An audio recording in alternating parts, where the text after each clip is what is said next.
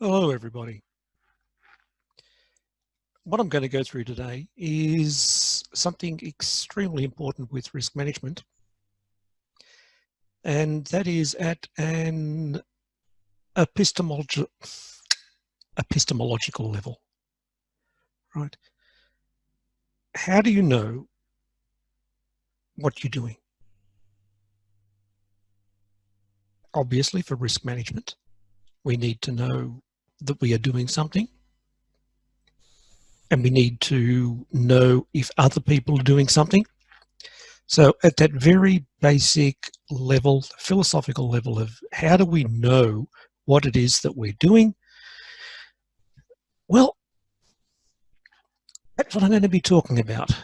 So we're going to go into a little bit of science here and tie it back into risk management at a couple of points along the way. So most of the time that we go around making decisions, and I'm speaking here in terms of everyday life as well as our work environment, we make decisions on autopilot. Conscious thinking is difficult to do. It takes an effort, and our brain turns it off quickly unless we do make that particular effort. Kahneman discussed this in his book Thinking Fast and Slow, which is one of the best books to read in terms of getting a philosophy behind risk management. Now, I'm going to highlight what I said were going to be the surprising implications that this has for risk management. And that's in terms of risk management 1 or risk management 2, as Alex likes to push for, and which I agree. But one thing that I will say is the implications are actually not that surprising. That was a little bit of buzzwords that I used there, marketing, to get people to listen. But risk management is actually a never-ending job, and there are going to be inevitable failures, and we have to plan for those particular failures when they do occur. That's the most important part. So there's the book, Thinking Fast and Slow, Daniel Kahneman. That's going to be one of the basic texts that I'll be speaking from. But of course, what I'm going to go through is an extremely cut down version of this. Kahneman talks about two systems. We've got the fast and the slow systems. He says we've got system 1. It's automatic, it's very quick, and there is no effort coming for that at all. And also it's unconscious. We actually have no way of knowing what system 1 is actually doing. It's so quick. System 2 is our conscious thinking. It's slow, and there is a sense of effort when we're actually doing that. Now, there's one other book that I'm going to actually refer to, and that's Antonio Damasio, The Strange Order of Things, Life, Feeling, and the Making of Cultures. What he points out here is that homeostasis is an important part of our daily life. And what is homeostasis? It is the way in which we move ourselves continually towards a more comfortable state.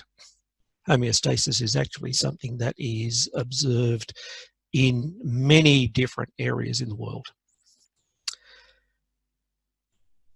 Now, culture is one way to describe the process by which a group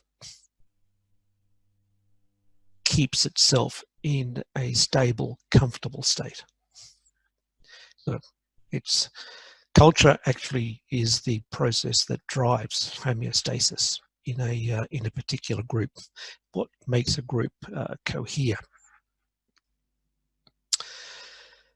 Now, the two important takeaways from Kahneman that are really essential. System 1 is quick and effortless. we use this just to get through the day. You don't need to think much. You don't have a sense of effort. Decisions are on autopilot. That's the simple way of getting through the day. System 2 takes effort and it takes attention. And it gets tired easily. Some people call this ego depletion. And it switches off. You've got a certain amount of effort and attention that you can give tasks through the day. When you've used up that amount of effort, System 2 switches itself off and you go back to System 1. Quick, effortless, can get you through the rest of the day. System 2 is also quite lazy. If it doesn't think that it's going to be necessary to actually pay that effort, it'll just switch off. Hand the tasks back to System 1 if it can. So, right, let's take a look at structure of the brain. In talking about these processes, rather than using System 1 and System 2, I like to talk about controlled processes versus the automatic processes. Controlled is System 2, automatic is System 1. So, controlled processes, they are serial, one after another. You can't have multiple controlled processes going on. Controlled processes are invoked deliberately when we're surprised or challenged. There is a subjective feeling of effort, and you can describe what it is that you're doing under a controlled process. It is part of our conscious brain. I can say what I'm doing. I can explain what I'm doing. I know what I'm doing. And I'll come back to that point. Then we've got our automatic processes. And the automatic processes are parallel. We're actually running a whole host of automatic processes at once. One of those automatic processes that you're running at the moment is listening to me.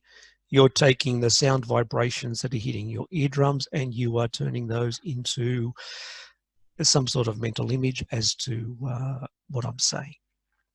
Now, these automatic processes are not accessible to consciousness. So a lot of the decisions that we make during the day, things that we do, our conscious body, our conscious brain is not aware of them. And these are completely effortless. So, what are these parallel automatic processes that we go on? Well, an important one is perception. It's creating the world. It's what you see visually. It's what you hear. It's what you can touch. It's how do we make an idea as to what is out there in the world. And it's not necessarily accurate. Then we've got another form of automatic process that can be going on continuously. What am I saying? I'm communicating with people. I'm listening to them. I'm saying things to them. I'm watching their body language. They're watching my body language. And also there is an assumption of agency. I presume that if I'm talking to a person and they're talking to me, that it is actually another person and they're doing this with a sense of purpose. There is an agent that I'm talking to. Unfortunately, that assumption of agency is applied way too often to many things. It's one of the biases that we have. We presume that if something is happening, all too often, our presumption is that there is an agent behind that. Something is actually doing that. And we talk about this all the time, for example, with the market. The market, it's going down. Why is the market going down? Well, there's various things happening there. And of course, one of those important automatic processes is just moving. It enables us to walk and chew gum at the same time. Now, these are unconscious processes. And there's a number of other unconscious processes as well, which come in very fast. We use a number of heuristics to make decisions. Most of the decisions we make are not because of a rational thought process. It is just a very simple rule of thumb that we use to make a decision. And there's hundreds of these that have been put into the psychological literature. Most of them are difficult to replicate. Many of them are just put there because people want to have their name remembered. But some of the important ones that are essential for risk management are anchoring.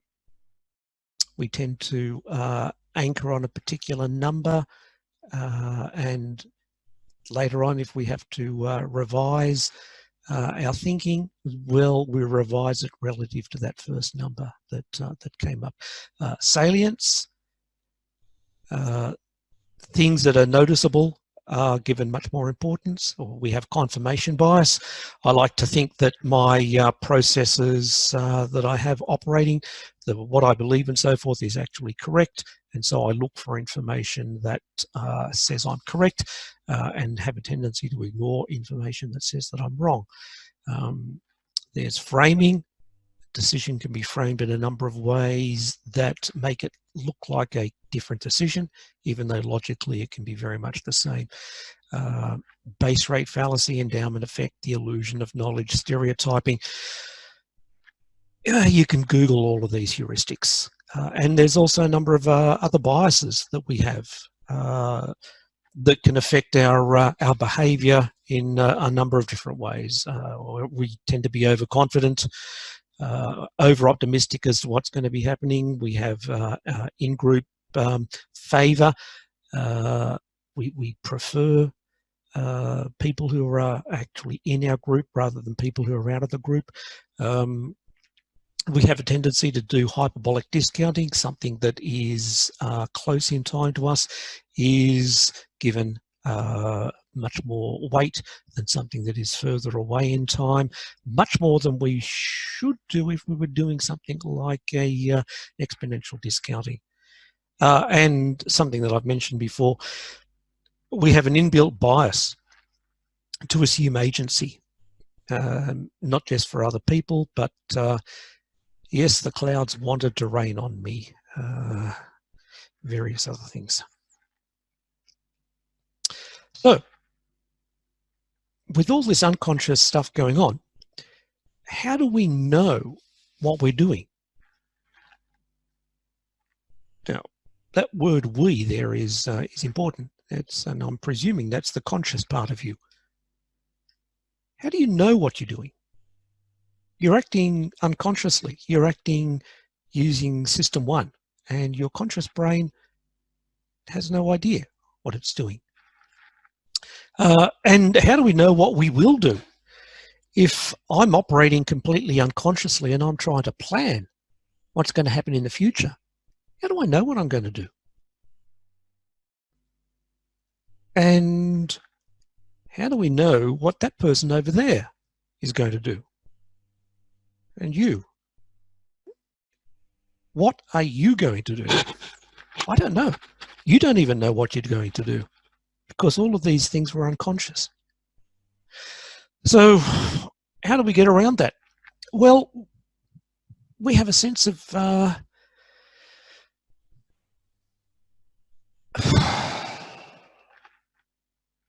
we've got spurious sense making. We basically make it up. We need to make sense of the world. Part of what makes us a human is that we have a need, evolutionary need, to actually make sure we understand what is happening out there in the world. Now, part of what is happening out there in the world is actually what I'm doing. I'm an extremely important part of the world. And my conscious processes, which I want to use to actually make sense of the world, can't access the other automatic processes that are going on in my brain. Now, we don't know how this all works, and this is one of the things that psychologists have been working on, and neuroscientists and philosophers for the last couple of thousand years. But one particular process, thought that I particularly enjoy is one scientist, Gazzaniga, Gerd Gazzaniga, is no, it's not Gerd Gazzaniga. Where is it? Michael Gazzaniga. What he calls the interpreter. It's a model of ourselves. The conscious brain can't actually ask the unconscious brain, why did you do that? But it sees what's happening. It sees the results of the various decisions. And it builds a model of ourselves. Some psychologists, neuroscientists, whatever you wish to call them, think that that is actually what our idea of what our self is. It's our internal model of who we are. That's our conscious brain. And what Gazzaniga calls the interpreter is the model of ourselves, and it interprets what it is that we're doing in terms of itself. It attributes the behavior of the unconscious system to itself. And so, what have we done? It can see what we've done, and based on what we've done in the past, based on what it's seen that we've just done now, or heard what we've just said, it makes a reasonable guess as to why.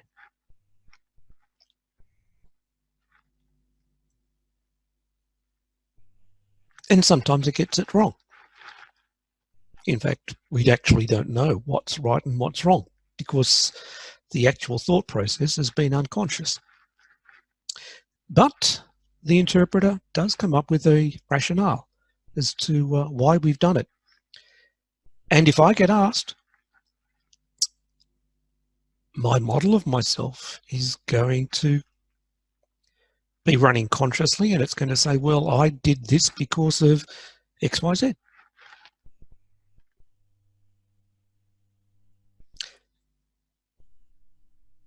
Gazzaniga and various other people have done studies, experiments, where they can show that the interpreter can get things wrong. The experimenters know why a particular task was being done. It's all carefully set up. You can read it in a number of books. Gazzaniga's book is one of them.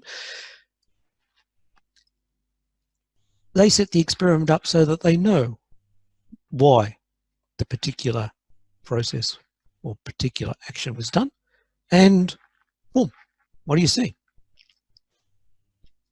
The interpreter, when they ask the experimental subject, why did you do this? They come up with the wrong answer.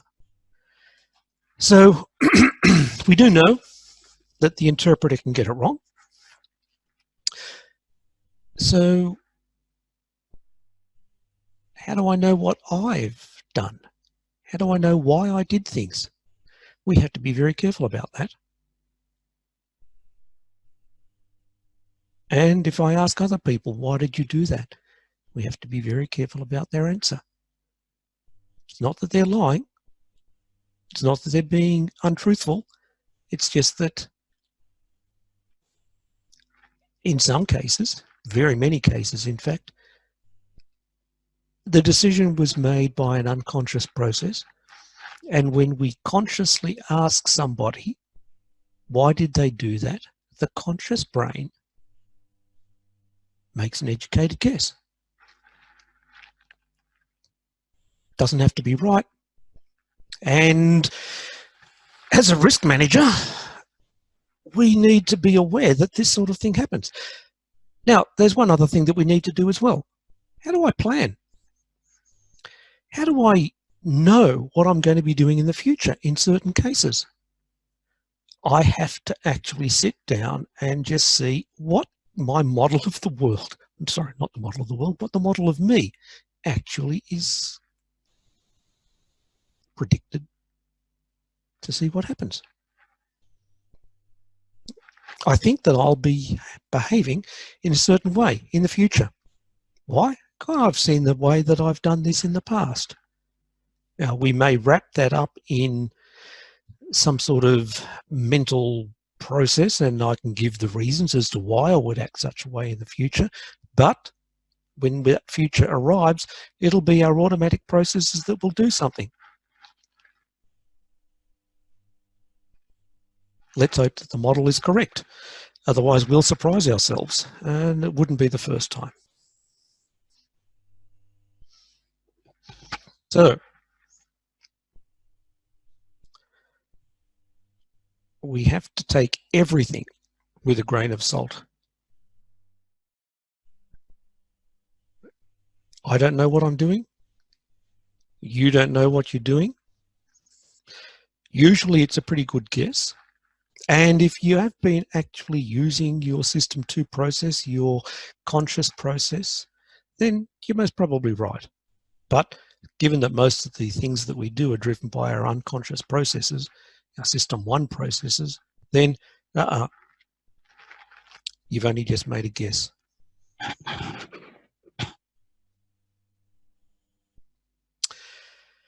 And so now we get down to culture. What do we know? Well, one of the ways in which our behavior is affected by our environment is because of the people in that environment.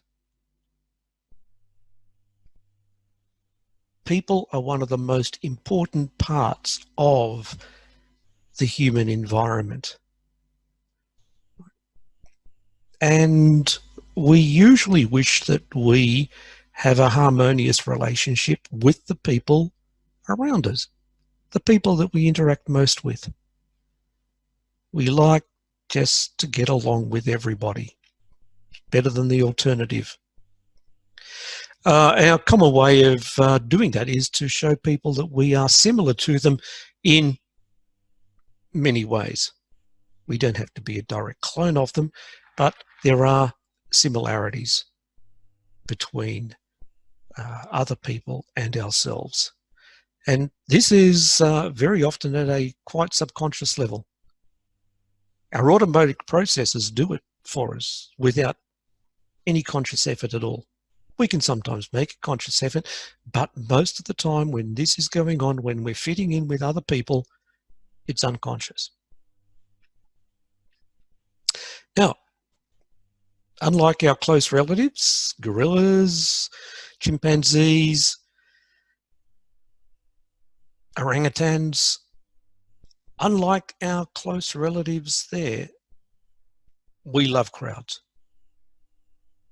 We don't mind being surrounded by hundreds and thousands of our fellow human beings. Our close relatives don't like big groups. We love them. So,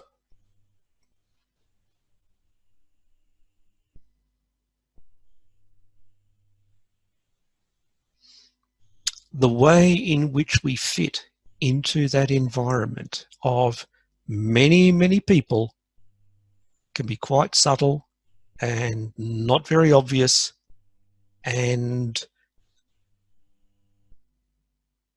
that is actually what results in culture. It's the way in which a number of people behave in a group.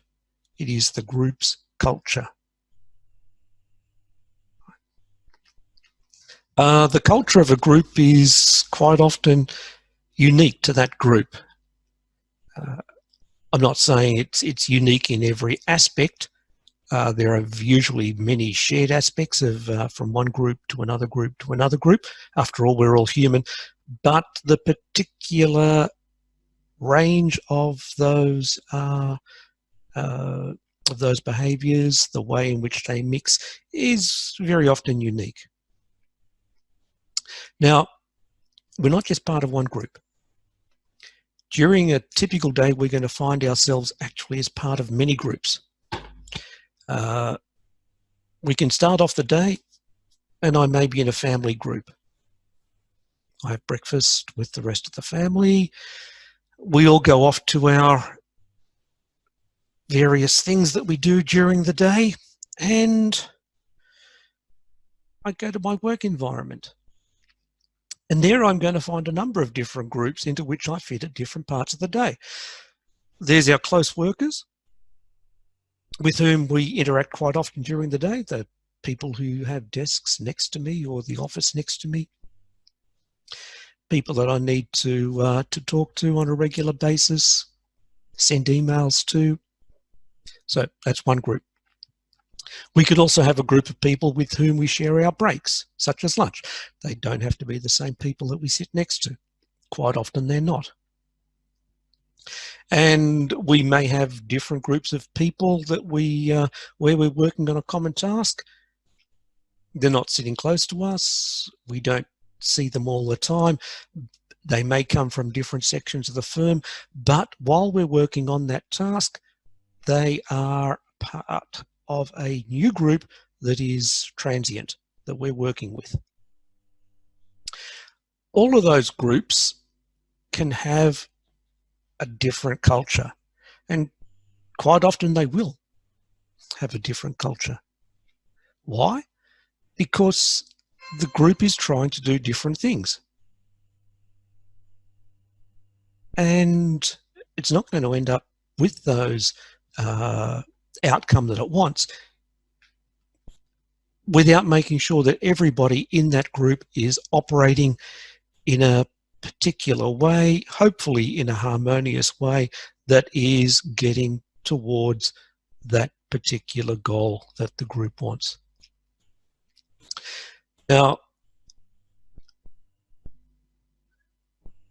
that means it is sometimes difficult to say that, well, is there a common culture in the firm? We have transient groups. Some are more long-lasting than others. Hopefully the group of people that we're working with on a regular basis is a reasonably coherent group. We may have a group of people working in one division of the company where different people come and go at different points of time as they join the firm, as they leave, move to different groups. But the group itself is organized around a particular task, and we can have a culture in that particular group made up of transient members, but that culture is formed so that it actually keeps the particular task that needs to get done in its perception and make sure that it gets it done. Now, it may be that in the firm there is a common base set of values for all of the groups within that firm, just like there is in the broader society. But is there one particular culture over the entire firm? Quite possibly not. Now, this is an oversimplification. Has to be. I've only got 1 hour to talk here. Here's a whole 1 semester course at a university level, right? Talking about this sort of thing, how groups. We've got a complex interaction between groups. You know, what makes a firm? Well, it's not the people within that firm. It's actually the groups within the firm who actually end up giving the culture to the whole firm. But there is a complex interaction. between the groups and the entities making up this larger group. In fact, if you take a look at society, we go, we're in groups ranging right from the individual up to the UN and other supranational bodies. It's almost a fractal structure. Some people even say that once we, once we get inside a person and start to look at their brain, and we have all of these parallel subconscious processes going on, all under System 1, how do we end up making one thing that the body itself does? Well, that can be thought of as an internal culture. How do we actually, if one part of my brain is saying that, oh, we need to do X, and another subconscious part of the brain is saying we need to do Y, how do I end up doing either X or Y? There is something going on in my head where these two processes figure it out all by themselves, and they get there. Let's get down to what is culture. Another look at it. Culture is the way we do things around here. That's a common way of putting it. It's very simple. It's a little bit too simple, but effectively it actually gets what we should be talking about. Now, beware of the fallacy of composition. Right? Societies and organizations are different from the sum of the individuals. Humans have not evolved as individual people. Right? We've always been part of a group. Right? And while 100,000 years ago, our groups might have been reasonably small, in line with our primate cousins, once we became really human, these groups became very, very much larger. The behavior of the group is not the sum of the behavior of the individual people. Our behavior in a group is part of being in that group, and it's different from the way we behave when we're by ourselves or when we could be in another group. The group of people is not a group of individuals. It has its own way of behaving. In fact, you can say that culture is the organization. What makes a firm a particular structure, what gives it its coherence, it is the way in which the people within it behave as a group. Or if it's sufficiently large, it's how the groups of people within there, some of them more permanent than others, but all in some sense transitory, it's how the groups interact with each other that makes the culture of the entire firm. And just as we can think of ourselves as being a group of largely automatic processes, along with a few conscious processes going around, and we have our own level of perception, the culture of a firm governs what is perceived at that organizational level. What does the group respond to? What does the group actually know is happening? We have plenty of times where we see a group of people seeming not to notice something, even though we can be reasonably sure that individuals can see it, but as a group, they don't want to take notice of it. So what does a group respond to? What is its speed of perception? Right? How fast can it respond to that? What does a group believe is actually out there? Something's happening out there in the world in which this group exists. How does it behave in response to its environment? It's not the way an individual behaves, it's the group has its own way of behaving, its own culture. And in some ways, the culture is the group itself, right? To understand how the organisation behaves, you need to actually understand its culture. And some people even go so far as to say that, look, a group, an organisation, a company, a state, these things can actually have the equivalent of emotions. They certainly have agency. And yeah, as I said earlier, culture is actually the organism itself. How do the different parts of System 1 and System 2 organise themselves in our head and body?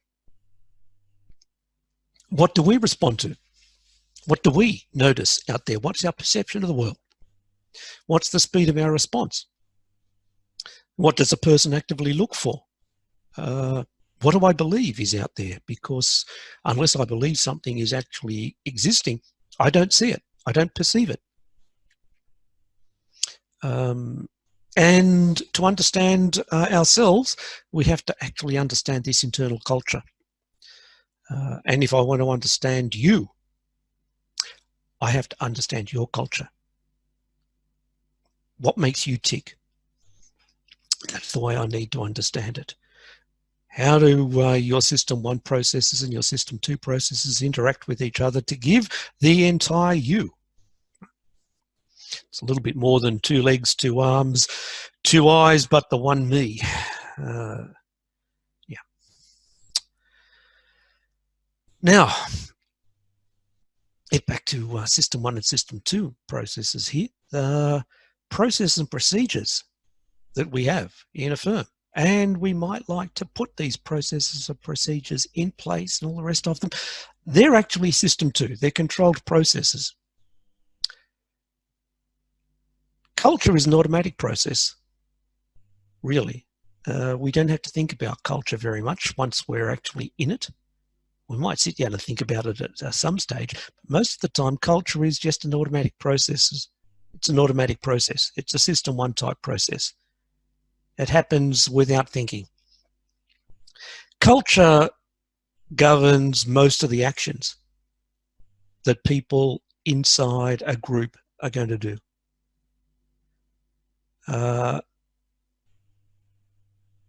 We don't have to think about that. It's effortless. Just do what everybody else in the group does in particular areas. Following processes and procedures is tiring. We give it up easily. Just do what everybody else does. You know, what's expected of us. But if the processes and procedures are actually practiced enough so that they become automatic, they become part of the culture, then they become, you know, a System 1 type process. Effortless, happens without thinking. It's an unconscious way of doing things. That's what we want. Now, there's one theory promulgated a few years ago that, you know, if you want to become expert at something, if you want to get something that really down and so it's completely automatic, 10,000 hours. It's a few thousand hours is just going to get it down to the level of being automatic. Yeah, but that'll take, you know, takes a long time, and it can be hard work to get these things down at an automatic level. At which point we can say that they do become culture. But while they stay as a System 2, as a controlled processes, as procedures that we need to follow without becoming automatic, it's going to be very easy to give them up.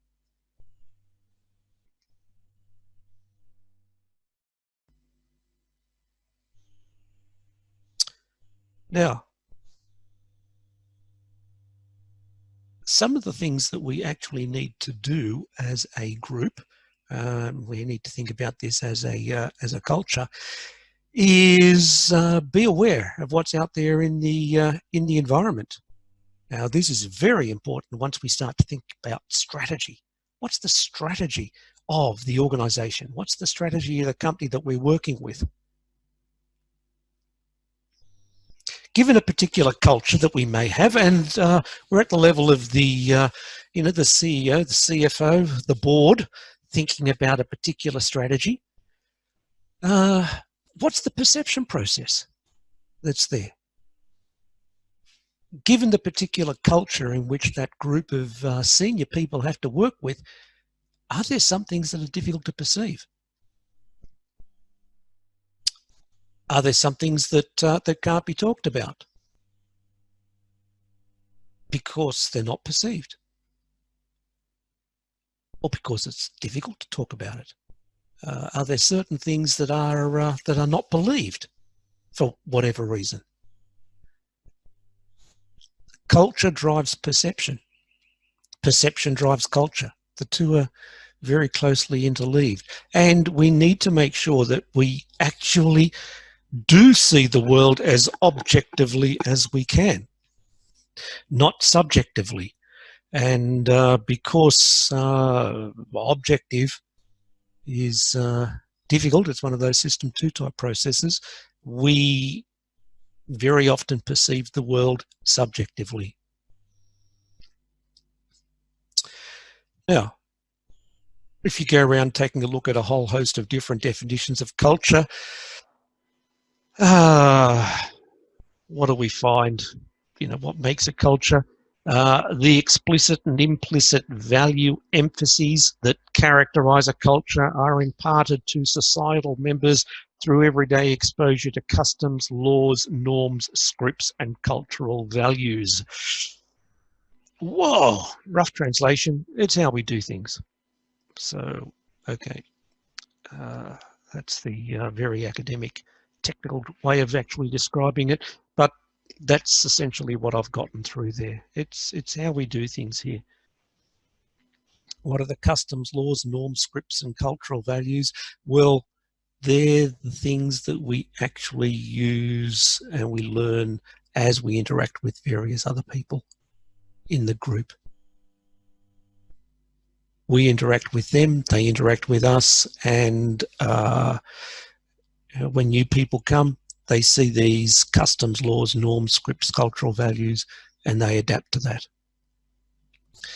Which gets us into interesting questions. Is it actually possible to create a culture? Oh, yes. How do we go about it? Well, we have to understand that it's operating at a subconscious level. Its culture is something on autopilot. We have to make sure that when we try and create a culture, we need it not as part of a conscious process that people are doing, but as part of a subconscious process. We have to make sure that people are so used to knowing what the customs, laws, norms, scripts, and cultural values are by everyday exposure and by acting on that everyday exposure, that it becomes automatic. And how do we get cultural transmission over time? In other words, because many of these groups have a transitory membership, people leave, new people come into a group. How do we make sure that new culture gets transmitted?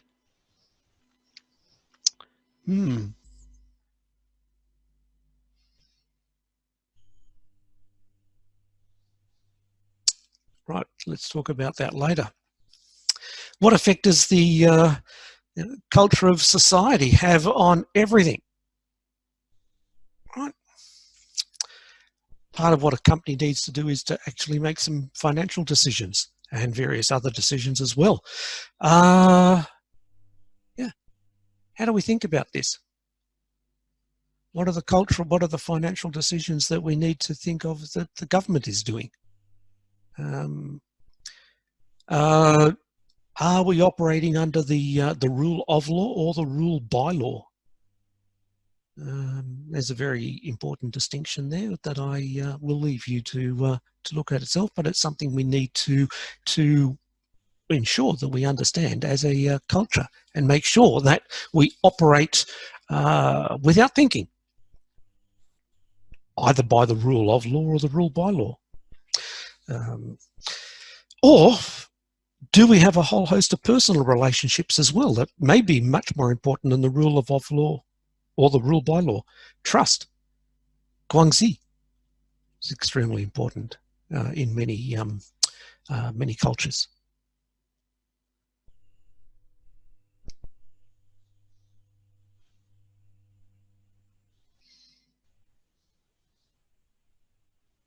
So, how we behave and so forth in a particular group is part of that group's culture. Now, harkening back to Damasio's book on the strange order of things, our thought processes, both automatic and conscious, are inextricably linked to the condition of our body. And the condition of the body very often is our perception of that comes through as a feeling.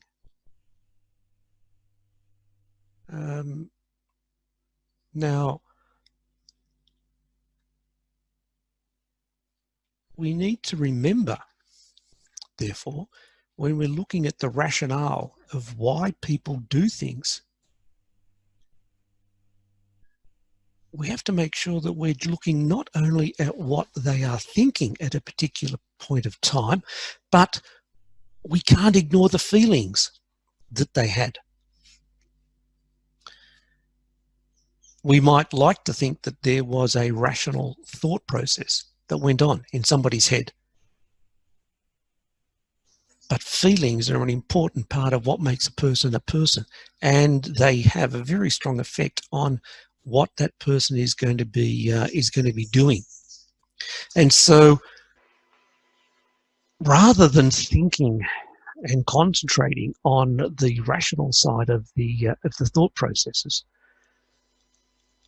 when we ask, why did somebody do something, and also why did we do something? Why are we going to behave in such a certain way in the future? We have to concern ourselves with what our feelings are, because our feelings are actually one of the things that drives us towards homeostasis. It leads us to having a comfortable existence. Our feelings tell us when we are not in a nice, comfortable position. So, consciousness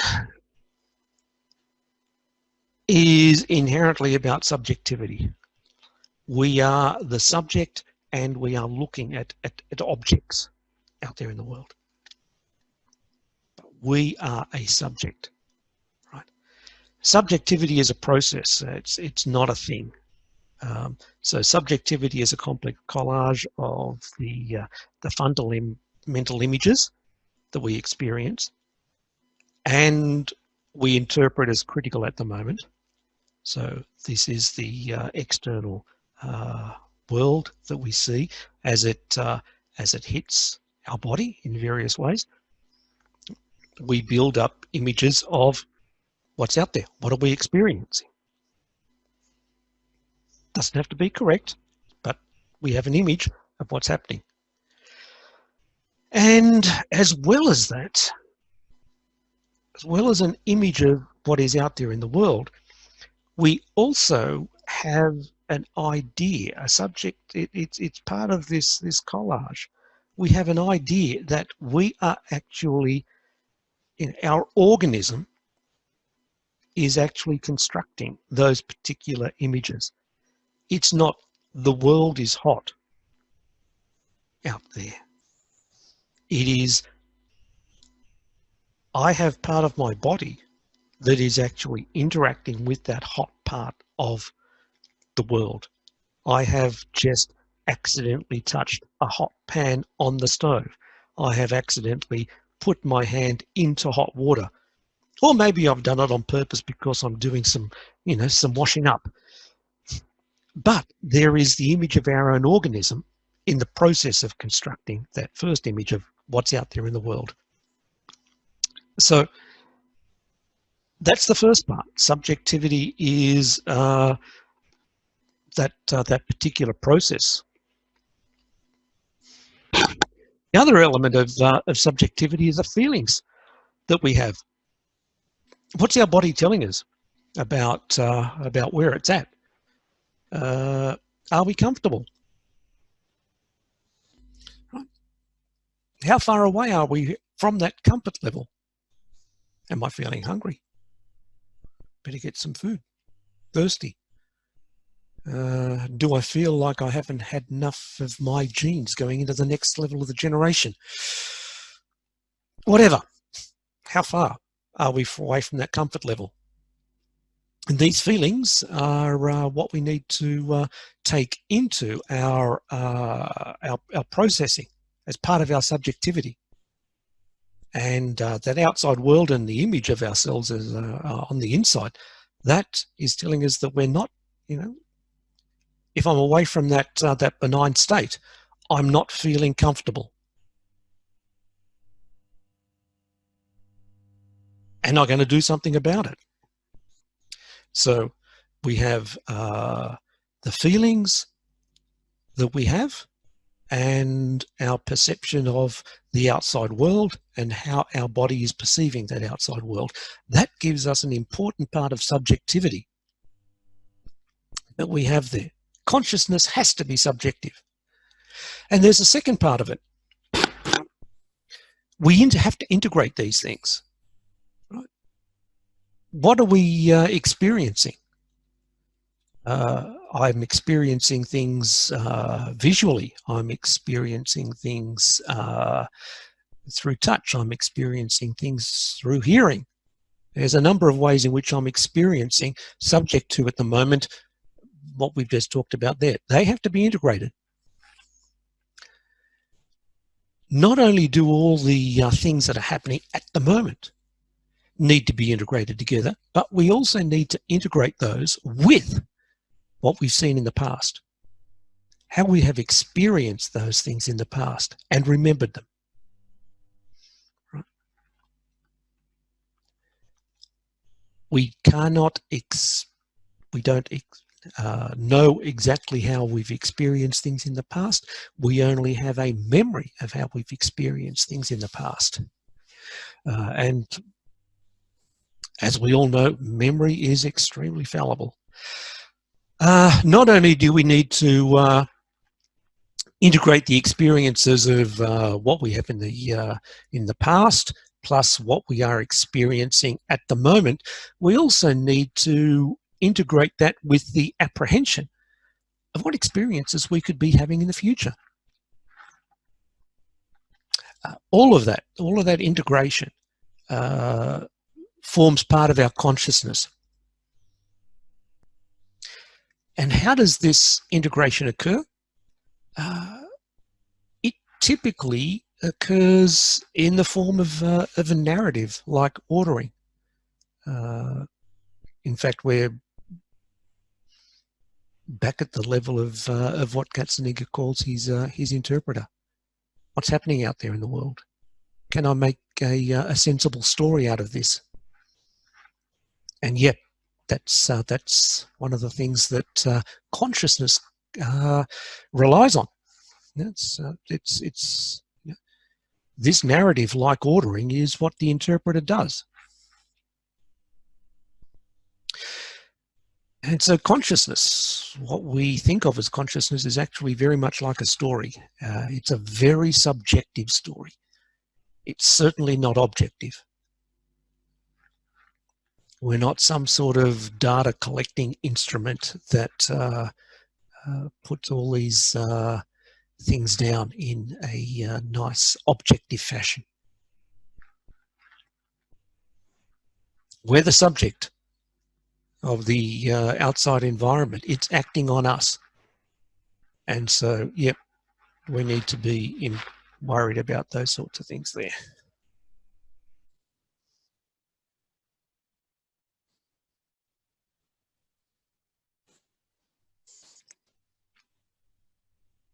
Okay. Consciousness is a very subjective story. Now, let's get to the end of this. What does this have to do with risk management? Why is this important? Well,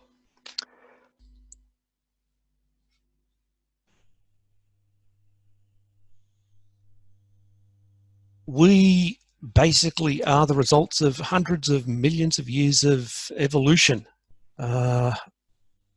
built into our brains. Right? Ever since our first ancestors, about 600-700 million years ago, started to build a nervous system. Why was the nervous system such a good idea for evolution to work with? Because it helped our ancient ancestors understand what the world out there was like so it could react to it. And each of us is here because we're the progeny of millions of our direct ancestors, each of which was a winner in the battle to get their genes into the next generation, right? We have millions of ancestors who won that battle. They got their genes into the next generation, right? And you are not going to beat that by a few risk management platitudes up on the wall and a computer training session. It ain't going to do it. You've got to overcome those subjective biases, the cognitive biases, I should say, because risk management, to a very large extent, is a system 2 process. It's a controlled process. Right? That's going to be hard work. Right? Right? We're not going to get people to do it just because that. Humans are not rational animals. We are animals capable of rational thought. The subconscious heuristic running process that goes on in our heads that gets us through the day isn't rational. It's a bloody good system. Otherwise, our ancestors wouldn't have gotten their genes into the next generation. But if we want to operate in a more optimal fashion, we can do it, but it requires hard work. Essentially, that's why we have evolved consciousness, because it works. We've got to work at it, though. It's hard work. Right? So, just remember, we're designing risk management systems of any description, right? Or any management system at all. Right? We need to remember that people are not objective, at least not without a lot of effort. People are driven by subjectivity, right? And that depends on their feelings and their likely flawed perception of the environment. That's what drives people. We're not objective. We're not maximizing our utility function using, the von Morgenstern utility assumptions. No, we're not doing that. So we shouldn't design systems that presume people will act rationally. We need to design systems that are going to be robust against people acting irrationally. Now, we can do it. Certain groups have done it in a very good fashion, right? Where there's a high degree of danger, physical danger, there has been a lot of work done in designing physical structures and workflows so that it is actually difficult to make mistakes. Right? Mining is a good example. Aircraft design is another good example. But as we've seen with the 737 MAX, even when you've got an industry culture that has been extremely vigilant in safety, and typically, aircraft travel is a very safe way of traveling, right? Sometimes the profit motive can become stronger than the safety motive, and the system allows mistakes to become fatal. Pilots can make a mistake, systems can go wrong, and the interaction between those two things leads to planes just dropping out of the sky. That's not good. So what we need to do is to make sure no matter what industry we're in, right, we should design our systems as much as possible to be robust against system one. We need to make sure that we are robust against people operating with all of the cognitive biases, operating completely subconsciously, operating on a very fast basis, that if they do that, our system is going to be robust in its risk management outcomes. Doesn't mean that things are never going to go wrong, but we need to accept that they will go wrong, and we need to make sure that when they do go wrong, we're going to mitigate the outcomes. We need to make sure, we need to have culture is the key. And it doesn't matter whether we've got risk management system 1, risk management risk management type 1, risk management type 2, in terms of our overall risk management philosophy and so forth. We need to make sure that the processes that we're operating under there become automatic. And that takes a lot of consistent effort. Not necessarily with the 10,000 hours that's supposed to make you an expert. Hopefully, it'll be quite a lot less than that, but it does need practice. And it needs learning by example, and that example has to come from the top. Part of being in a hierarchical group, and humans tend to be in hierarchical groups, we look to people who we have put up there at in some sort of a leadership position. We follow their example. And so those people have to show that they are operating in a correct risk management culture. If they're not prepared to do it, no, give up. Right?